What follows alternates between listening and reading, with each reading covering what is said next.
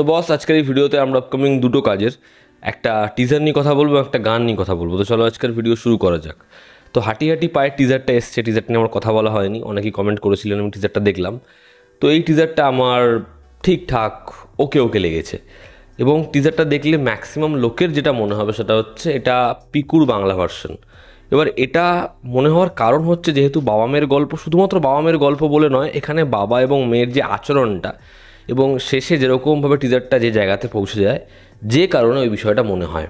এবার দেখবেন কয়েকদিন আগে যখন স্বার্থপরের টিজার এসেছিলো তখন আমি বলেছিলাম টিজারটা দেখে টেমপ্লেটটা অনেকটা সন্তানের মতো মনে হচ্ছে।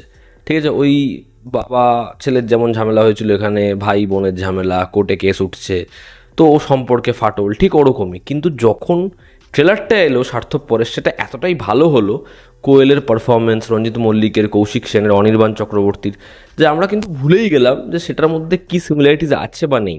তো হাঁটি হাঁটি পায়ের ক্ষেত্রে আজকে যদি মনে হয় যে পিকুর সাথে সিমিলারিটিস রয়েছে, পরবর্তী সময়ে যদি ট্রেলার দেখে সেটা না মনে হয়, বা যদি ট্রেলারটা এতটাই ভালো হলো যে আমরা মন্ত্রমুগ্ধ হয়ে গেলাম, তখন সিমিলারিটিস আছে বা নেই তাতে কিছু যায় আসবে না।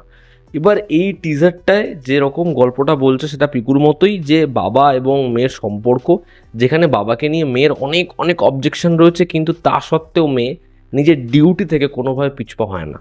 উল্টো দিকে বাবা, যার এই রুড বিহেভিয়ার মেয়ে থেকে শুরু করে সারা পাড়া সহ্য করছে, সব কিছুতে তার অবজেকশন, কিন্তু এই মানুষটা কিন্তু আদতে খুব শান্ত, খুব ভালো একটা মানুষ, যার ভালোবাসার মধ্যে কোনো রকম খাত নেই।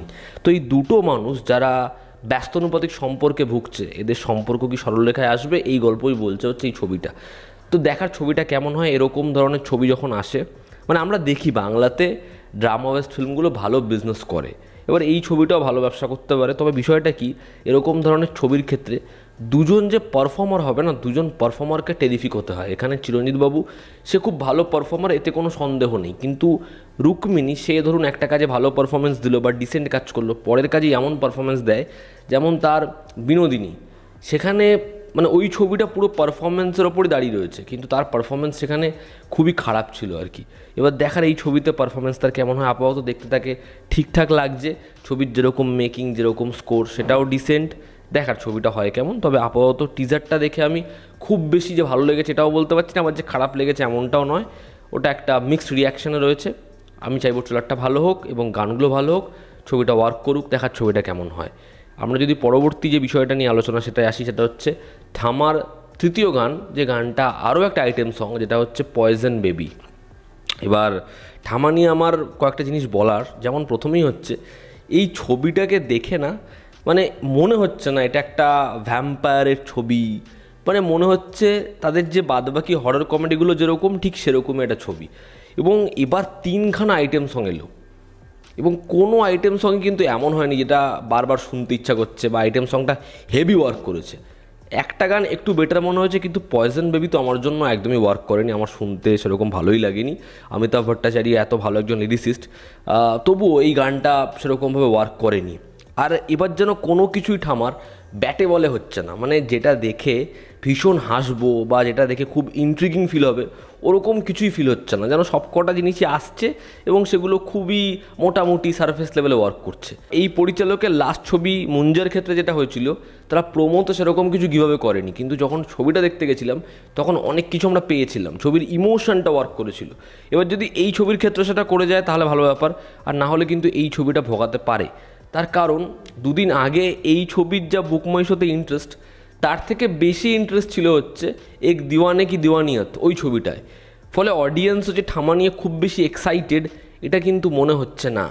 এই ছবিটা এত বড় ইউনিভার্সের পার্ট, তা সত্ত্বেও এই ছবিটা নিয়ে গ্রাউন্ড লেভেলে ওই লেভেলের হাইপ নেই, এটা কেন হচ্ছে কে জানে। এবং ছবির মধ্যে অনেক কিছুই ভেরিয়ার মতো লাগছে, আর তিনখানা আইটেম সং, তারপরেও ছবির বাস তুলতে পারছে না। দেখার ছবিটা কেমন হয়। তবে যেটা ভালো সেটা বলি, সেটা হচ্ছে মালাইকা অরোরা, সে খুব ভালো একজন পারফর্মার এবং তার এত বয়স হয়েছে, তারপরেও সে যেরকম ধরনের স্টেপ করছে, তাকে যেরকম দেখতে লাগছে সেটা ভালো। তবে রশ্মিকা, তাকে হর্নি মনে হচ্ছে, বাট রশ্মিকার এক্সপ্রেশনের মধ্যে আলাদা করে ওই ইমপ্রেস করার মতো কিছু নেই। সেটা দেখেই যেন মনে হচ্ছে রশ্মিকা প্রত্যেকটা গানেই এরকম লাগছে, প্রত্যেকটা গানেই ওকে হর্নি মনে হচ্ছে। তো সেটা আলাদা করে কিছু ডিফাইন করছে বলে আমার মনে হয় না। এবং এত আইটেম সং দেওয়ার কী দরকার ছিল ভগবান জানে। এখানেও অমর কৌশিক নেচেছে, কিন্তু অমর কৌশিক প্রত্যেকবার যখন গানে থাকে সেটা একটা মজার বিষয় হয়, কিন্তু এবার যদি ছবিটা নিয়ে সেরকম লেভেলের আলোচনাই হচ্ছে না, ফলে ওই মজাটাও যেন তৈরি হচ্ছে না। তো আমার মনে হয় ঠামার ছবিটাকে আসলে খুব ভালো হতে হবে, নাহলে ছবিটার চাপ আছে। কারণ এই ছবিটা কিন্তু স্ত্রীর মতো ওপেনিং দেবে না, ঠিক আছে? এই ছবিটাকে কন্টেন্ট ওয়াইজ খুব ভালো হতে হবে, দেখার সেটা হয় কি না। তো এই ছিল আজকের ভিডিও। এতে তোমাদের কি অপিনিয়ন জানিও, জনতা আমাদের পাশে আছে। আবার দেখা হচ্ছে, টেক কেয়ার।